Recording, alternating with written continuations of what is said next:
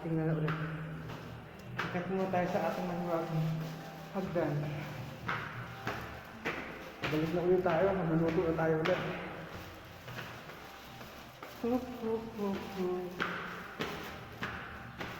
Ay, buhay. Ang saya-saya namin. Video na.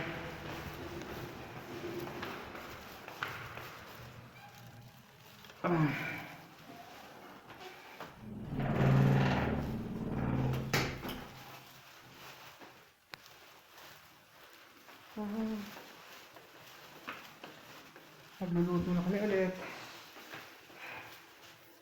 Ay, kabayaran. Ito muna natin mga kabayaran. Pabalatan muna natin yung radish natin. Ano pala yung mamalente. Medyo mahal.